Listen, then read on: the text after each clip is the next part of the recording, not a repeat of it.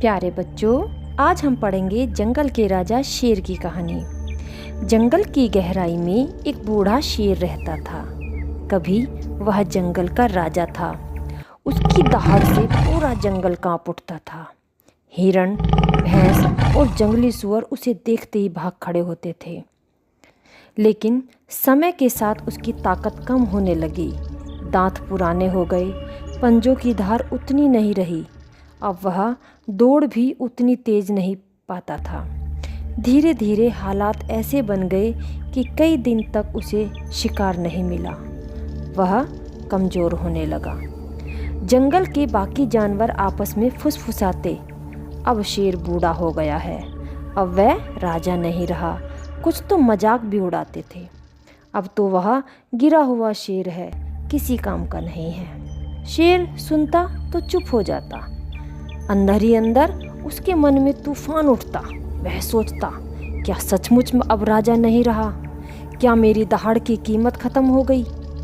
नहीं, जब तक मैं जिंदा हूँ मैं शेर हूँ और शेर कभी हार नहीं मानता। एक दिन जंगल में शिकारियों का एक झुंड आया। वे बंदूकें लेकर आए और फंदे लगाने लगे। हिरण, बंदर और बाकी जानवर डरकर इधर उधर भागने लगे। लेकिन बूढ़ा शेर चट्टान पर बैठा यह सब देख रहा था। उसके मन ने कहा, यह मौका है दिखाने का कि शेर बूढ़ा हो सकता है, लेकिन हिम्मत कभी बूढ़ी नहीं हो सकती। शिकारियों ने जैसे ही एक हिरण को फंसाने की कोशिश की, शेर दहाड़ता हुआ सामने आया। उसकी दहाड़ भले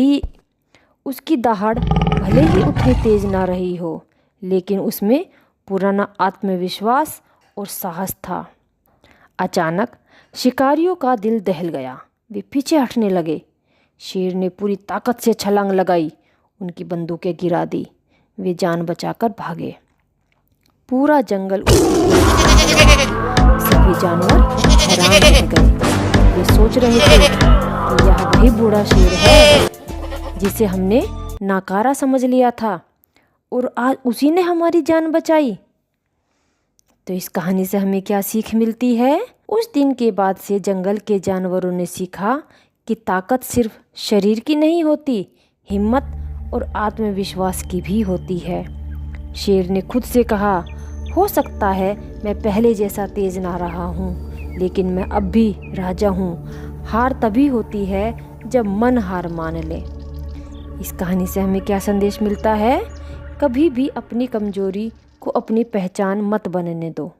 हालात चाहे जैसे भी हो, अगर आत्मविश्वास और साहस बाकी है तो जीत अभी भी तुम्हारी है।